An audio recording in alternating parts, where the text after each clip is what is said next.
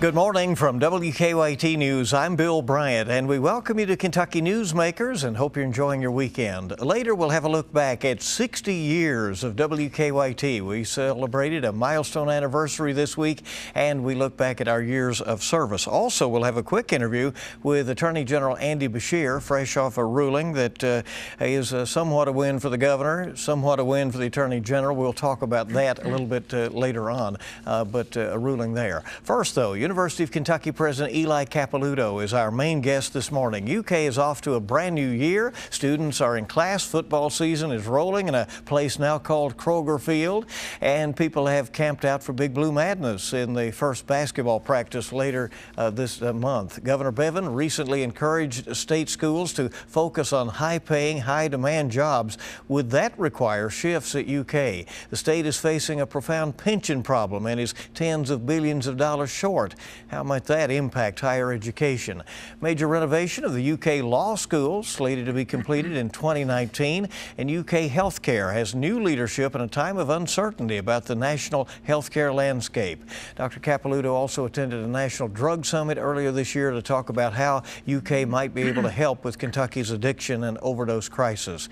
UK President Eli Capilouto now in his 7th year as the president at UK, joining us on Kentucky Newsmakers. Thanks for coming in, sir. Appreciate it. Good morning, Bill. We'll apologize a little bit. I know you have a little laryngitis going this morning. Do the best you can. Appreciate your understanding. Appreciate you coming. The new school year is underway. Do you have some numbers and information about the student body who's living and learning over there? We have over 30,000 students on campus. A very well-prepared class, most diverse class. What else is exciting? We've invested $2.3 billion in our campus over the last several years. It was really to design facilities to let us offer a cutting-edge 21st century education. So to see that all coming together is quite gratifying. Students come to expect these days those campuses being up to date, don't they? Yeah, and our faculty do too. Tom Friedman in his recent book said, you know, we just can't prepare people for their first job, but for their future jobs. And even the job they land in, they may be with the same company for a while, but you're going to have to recreate, reimagine, re-engineer that job. So with these facilities, we're better prepared to offer a curriculum that sets you on the right course for that kind of future. News of the week dictates that we need to ask a couple of questions about athletic compliance. When you see the scandal, the allegations unfolding on other campuses, including the coach and athletics director at the University of Louisville being put on leave, does that cause you pause? Do you redouble your efforts to see that your house is in order? Sure. Well, it is troubling news, very disappointing for all of us. We have communal responsibilities in athletics that stretch across the country. I have confidence in Mitch Barnhart, our athletic director, and the culture he's set up. We've invested heavily in compliance. We learn from every situation. Circumstance may happen in another part of the country, but we follow the same thing if we have a challenge on our academic side or our health side. You know, what can we learn from this? So that's what we're trying to do. It's early in this process.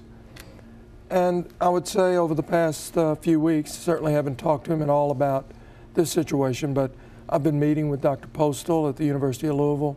He impresses me. He's a good man, trying to do the right things. And, you know, I hope soon we're beyond this and talking more and more about the academic preparation we're providing citizens of Kentucky. Would you think with a bombshell like this that things will be handled any differently in college sports going forward?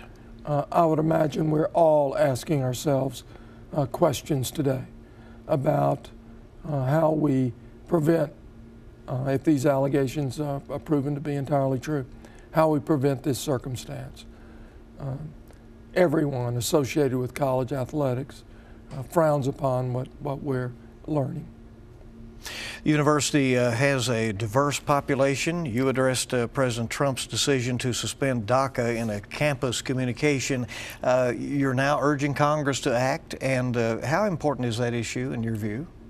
In my many conversations with students across our campus, I met these students some of whom were brought here when they were infants.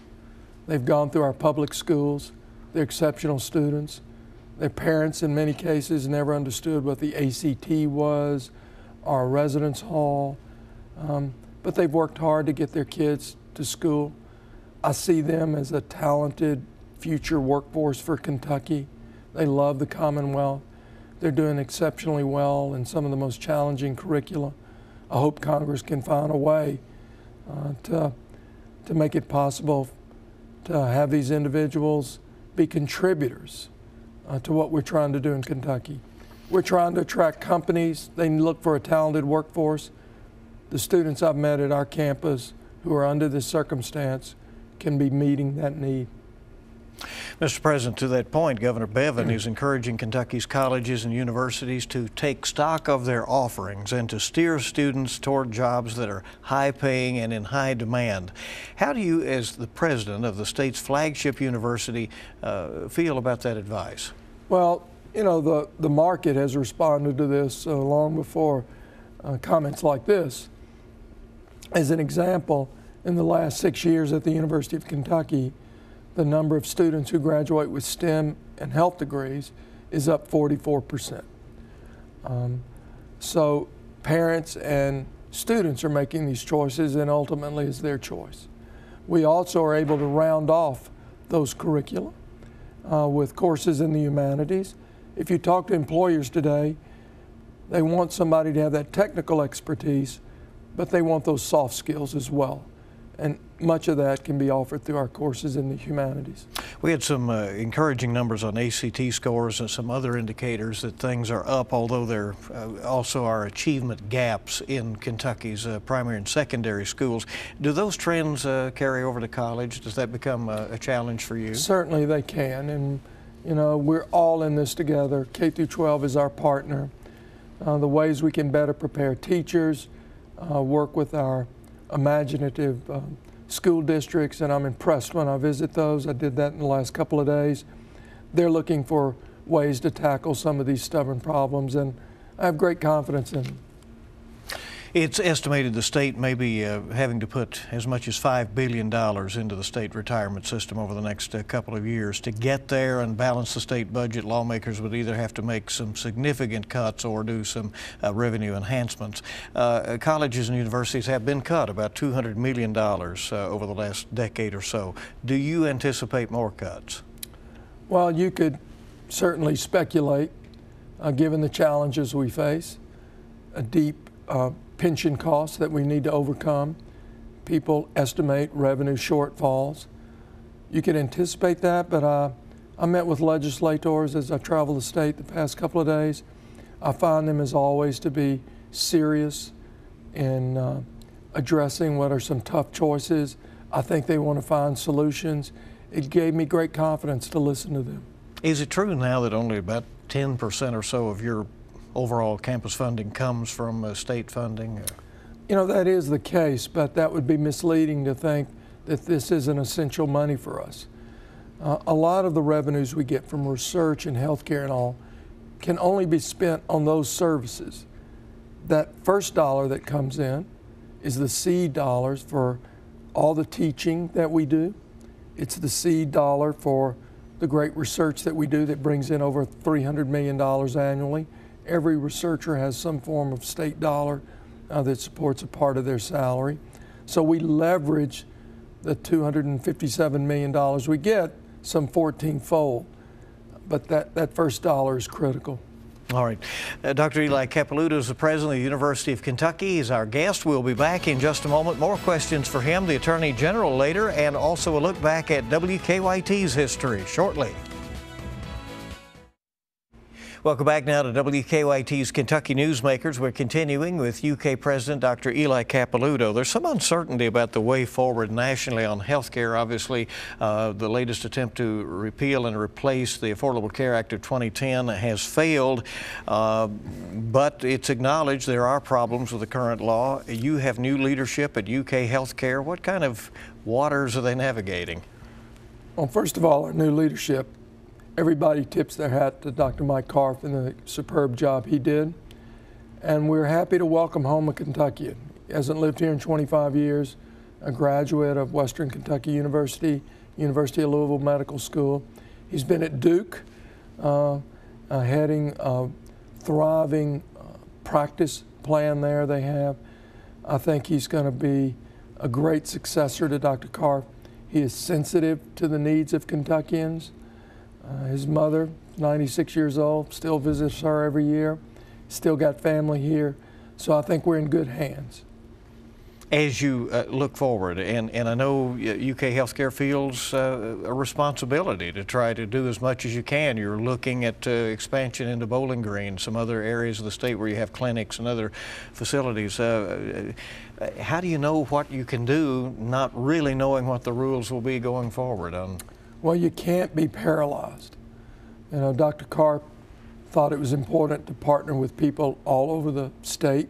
He did that, and some of those evolved into more mature partnerships. And a perfect example that you raised, we'll now, in the next couple of years, have 3 regional medical colleges. They will be in Bowling Green, Northern Kentucky, and Moorhead. They will increase our medical school class size by 50%. We want those individuals to come from those areas, train in those areas, because we know they have a greater likelihood of remaining there to deliver care. Those are in the vicinities of our physician shortage areas. So we did that without asking for any new state dollars. It was just the right thing to do. You have said before that UK has a responsibility to help Kentucky solve its problems. One of the tough challenges, this opioid crisis, addiction, overdoses. You were at a national drug summit earlier this year. What can UK do to help solve that? Well, we have researchers that work in the laboratory and in community to look for those interventions that can dent this scourge. There are probably over 1 million Kentuckians affected some way by this. And it affects families, the emotional toll is severe, but it also weakens our workforce. So we're committed to be part of those solutions. Francis Collins, the director of the National Institutes of Health, when he wanted to put together around the table leading researchers to chart the future, to tackle this, I'm so pleased that he turned to experts at the University of Kentucky. We mentioned the new law school. It'll be a couple of years. It'll Correct. be completed, and lots of renovations there. $56 million for that. Yes. Like everything we've done at the University of Kentucky, it's a partnership. Of our $2.3 billion, only $10 million has come from the state. So it's been through philanthropy, developing our own resources, and creative partnerships. So we're happy to transform the campus those ways. Football cat's off to a good start. What a game with Florida, right? Tough loss, maybe that's what happened to your voice. Tough loss, but I think we have a lot of wins in front of us. I'm very excited. Right, and you're looking ahead, of course, you have those folks camping out now for tickets to Big Blue Madness, so that won't be long. Anything else we ought to be looking forward to in the next few weeks? No, just I like to take the opportunity to thank people. Everybody around Kentucky should share the pride that I know I have in what we're doing. We want to be the university for Kentucky, and we're able to do that because we work together. We have a power of we, and it's in every corner of the Commonwealth. Dr. Capilouto, thanks for coming. We appreciate it. Thank you. We'll be back in a moment. We'll hear from Kentucky's Attorney General, and we'll look back at WKYT's 60-year history next. Happy. Welcome back to WKYT's Kentucky Newsmakers. We are delighted you're with us today. We have a quick visit now from Kentucky's Attorney General Andy Beshear. We grabbed him as he was at our studio for something else because a ruling came down late in the week from the Kentucky Supreme Court giving some clarity to the governor's power to reorganize the governing boards of the colleges and universities. Thanks for coming in. We appreciate it. Thanks for having me. What does this, this obviously is not a clear-cut win for either side, but it gives some guidance. Well, I think this is a win for students. I think it's a win for faculty and for every public university. So to me, it's certainly a win. What the Supreme Court did is it said because new legislation was passed, in my words, because the General Assembly bailed out the governor, we're not going to look back and tell you whether what he did to the University of Louisville, blowing up that board and putting in a whole new board, and as you know, that caused accreditation problems there. We're not going to tell you whether that's legal or illegal, but what we are going to tell you is a governor can never do that again going forward. A governor does not have the the power to dissolve a university board at any time and for any reason. Instead, he has to follow a very strict set of statutes. Bill, that is all I ever wanted for any of our universities, because the governor's actions against U of L put every other university's accreditation on the line, because they have to prove to that accreditation agency certain things. With this ruling, with clarity that a governor can't circumvent the law and just blow up a board anytime he wants, our universities, including the University of Kentucky, are protected. So I was never in this for a win in my column or a win in the governor's column. I was in this for a win in our students' column. General Beshear, I'm sure the governor will say that the reason that he wanted to deal with the situation at the University of Louisville may be more readily apparent now than ever with some of the problems that have been uncovered over there. Do you say that he was wrong to make those changes in the way that school is governed? I think what you have to do is address any situation legally, within the confines of the law. The moment that we let the result, whether something needs to happen, let us break the law, is the moment that we give up a lot of our rights and protections as Kentuckians. It's just like in this current budget situation. The governor has a budget reduction plan that's not legal. It does things you're not allowed to do under Kentucky law. It might be fiscally smart. It might be not prudent fiscally. But in the end, it has to follow the law. And that's my job as the Attorney General. And in any of this, it's not about the AG's power versus the governor's power. It's typically about the legislature says you have to do this as governor, and this governor's refusing. He's calling for cuts of about 17% across many areas of state government. He says that is to cover a shortfall. But you're saying that that has not reached the point where the law triggers his response. It's not legal right now for two reasons. Number one, it's not just a shortfall. He wants to use budget reductions to put $150 million in the rainy day fund. That might be a good idea. It might help Kentucky's bond rating, but two state statutes in the Supreme Court say you just can't do it under the law. That if you're going to make a budget reduction, you are absolutely limited by the amount of the shortfall. So that extra $150 million, you just can't do it. Again, that's not my fiscal policy. That's what two statutes of the law state. And they read like the Ten Commandments, Bill. They say, thou shalt not. The other problem with it is it's premature. You have to have a finalized projection by a group of economists before you make these reductions. They haven't reached that final consensus, and we're only 2 months into this fiscal year. You and the governor, are at odds every few days, it seems, and Kentuckians sit back and watch this. Do you regret that scenario? Well, my job is just to make sure that everybody follows the law. And I don't think it's too much, Bill, to say if you want to do budget reductions, okay, but you have to do them within the confines of the law. If you want to make a difference at U of L, okay, but you have to do it within the confines of the law. None of this is personal to me. But Kentucky law is what it is, and every single family out there has to follow the law. So does the governor. In the end, did I wish it was not acrimonious? Absolutely. Kentuckians shouldn't have to see this. But at the same time, I promise to do a job, to enforce the Constitution, to enforce Kentucky law, and that's what I'm going to do. We live in a very unusual political situation these days. There are many now calling for a constitutional convention in Kentucky to rewrite Kentucky's basic political document that was done in 1891, and then in many cases, some say, has outlived its usefulness. You don't think a constitutional convention is a good idea? I think it's incredibly dangerous. Our Constitution sets out our Bill of Rights. Our Constitution in Kentucky sets out our separation of powers. Our Constitution is designed to protect individual liberty so that no one person in government is too powerful and can stomp all over your rights. In a constitutional convention, they can undo all of that. It's incredibly dangerous.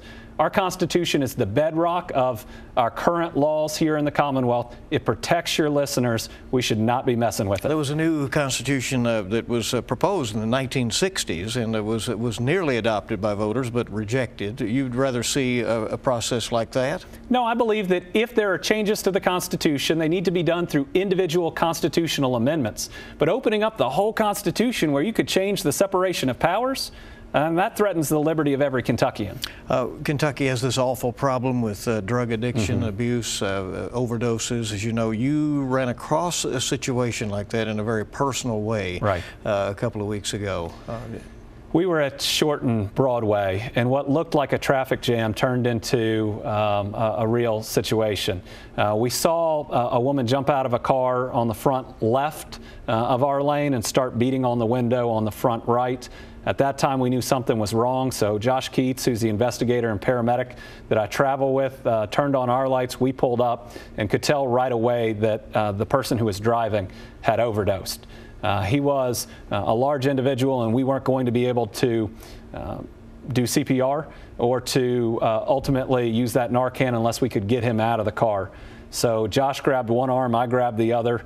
We got him out. But here's this individual, Bill, in downtown Lexington at 3 o'clock on a Thursday dying between two cars. And I don't know if all your viewers have seen this, but this is a guy turning from blue to purple, and the next color is dead. He hadn't breathed in minutes while we were there. This was a situation where either what we and ultimately Lexington Police and the EMS did was going to save his life, or he was going to die right there at Broadway and Short. This is real. And he could have killed anybody else. I believe he was probably using carfentanil while driving. It shows you that we've got a lot of work to do in the opioid epidemic, but I'm committed to it because my kids could have been in the car on the other side of the intersection. But there was one really great thing. A lot of people stopped to help. It showed how Lexingtonians and Kentuckians come together at a time of crisis. Major challenge, certainly for our Commonwealth. Yes. Attorney General Beshear, thank you for coming. Thanks for having me. And here at WKYT, we are marking our 60th anniversary of service to Kentucky. Some of us have been around most of those years. We have always emphasized news and public service, and Sam Dick takes a look back at 6 decades of WKYT.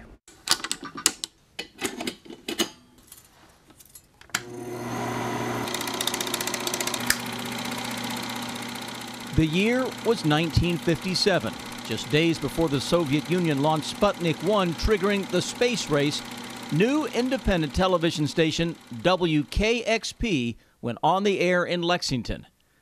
Less than a year later, the station was sold to Taft Broadcasting, and the call letters changed to WKYT. In 1958, Nick Clooney crossed over from local radio to television and WKYT. Very seldom that you get a chance to be a pioneer. And here we were at an emerging station, UHF market. We knew that we were creating something brand new. In addition to anchoring the news, Clooney hosted a Saturday afternoon dance show. They had kind of a regular cadre of dancers. They came every week, much like it used to happen on American Bandstand. In the 1960s, June Rawlings became the first lady of Lexington television. On her morning talk show, she welcomed stars like then California Governor Ronald Reagan, actor Telly Savalas, and comedian Lucille Ball to the bluegrass. By the late 1960s and early 1970s, WKYT came of age under the ownership and guidance of Garvis Kincaid. He moved the station out of a small facility on New Circle Road and built a new landmark one on Winchester Road. News would be priority one.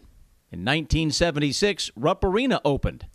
And a year later, Rob Bromley began his 40-year run covering sports. The Cats have to be seen as became a fixture ever since. Live from News Center 27. By the 1980s, cable television helped allow even more people to see WKYT. That's when Dave Baker, Barbara Bailey, Bill Bryant, and me were all part of the team. Coach Joe B. Hall's decision to resign from Kentucky aired live on WKYT in 1985. The same year, an announcement that Toyota was coming would forever change the landscape of Kentucky. For our people, it means jobs and better opportunities. In 1989, scandal engulfed the UK basketball program. Coach Eddie Sutton would resign, making the announcement live on WKYT. In 1993, Gray Communications bought WKYT. It was the company's third station. Today, Gray Television owns more than 100 television stations. In 1996, Coach Rick Pitino and the Kentucky Wildcats won their first national championship in 18 years. In 1998, Tubby Smith's first Kentucky team rallied to win the school's 7th national title live on CBS and WKYT. Now let's check in with our wonderful meteorologist. It was the same year a young meteorologist named Chris Bailey would first appear on WKYT. In the new century, 9/11 would forever change Kentucky, the nation, and the world. For 13 hours on August 27, 2006, WKYT brought viewers live, uninterrupted coverage of the crash of Comair Flight 5191. Amber Philpott had been on the anchor desk at WKYT for 2 years at the time. Breaking news. In 2007, another coaching shakeup in Kentucky basketball dominated the airwaves. Then, WKYT became the first television station in Kentucky to broadcast local news in high definition. 2 years later, WKYT would cover John Calipari's arrival to Kentucky. They don't put banners up here for anything else except national champions. That's why you want to coach here. In 2010, he embarked on his first of 3 $1 million raising telethons on WKYT. Victims of the 2010 earthquake in Haiti, 2012 Superstorm Sandy, and this year's Hurricane Harvey in Texas all would benefit. In 2012, he and the Wildcats would bring home their 8th national championship live on WKYT. Now, 60 years after going on the air, WKYT devotes more time to local news every day in its unwavering commitment to Kentucky. And that is Kentucky Newsmakers. We do want to thank you for joining us. We'll see you bright and early this week on WKYT This Morning, and we hope you make it a good week ahead.